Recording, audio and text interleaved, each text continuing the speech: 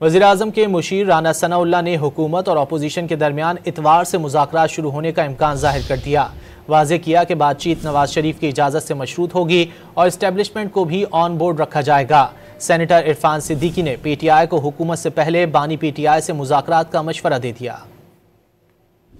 حکومت اور P T I کے درمیان مذاکرات کی راہ ہموار ہونے لگی۔ وزیراعظم کے مشیر رانا ثناء اللہ نے واضح کیا کہ تحریک انصاف سے اتوار سے مذاکرات کا آغاز ہو سکتا ہے۔ نجی ٹی وی سے گفتگو میں رانا ثناء اللہ نے کہا کہ اگر پی ٹی آئی کو سول نافرمانی کی تحریک چلانے کی جلدی ہے تو یہ اپنا شوق پورا کر لیں۔ یہ مذاکرات کا یا میٹنگز کا آغاز تو اتوار تک ممکن ہو سکتا ہے، لیکن مطالبات کا تسلیم کیا جانا جو ہے وہ تو 2-3 دنوں میں ممکن نہیں ہے، یا اس کے اوپر کوئی حتمی گفتگو نہیں ہو سکتی، تو اس لیے اتوار تک تو کچھ نہیں ہوگا۔ اگر وہ اتنا جو ہے وہ جلدی میں ہے سول نافرمانی کی تحریک کو چلانے میں، تو چلے وہ یہ شوق بھی پورا کر لیں، اور گورنمنٹ جو بات کرے گی اسٹیبلشمنٹ کو آن بورڈ رکھ کے کرے گی۔ نون لیگ کے سینیٹر عرفان صدیقی نے پی ٹی آئی کو مشورہ دیا کہ مذاکرات سے قبل وہ اڈیالہ جیل میں بیٹھے شخص سے ملاقات کر کے اسے اعتماد میں لیں۔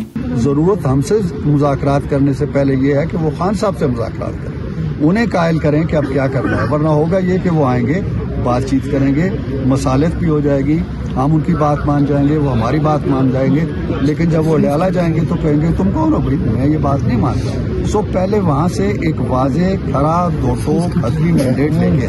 وفاقی وزیر اطلاعات عطا اللہ تارڑ نے ٹویٹ کیا کہ پی ٹی آئی پرتشدد کارروائیوں کے بعد سول نافرمانی کی خواہش پوری کر لے، لیکن این آر او پھر بھی نہیں ملے گا۔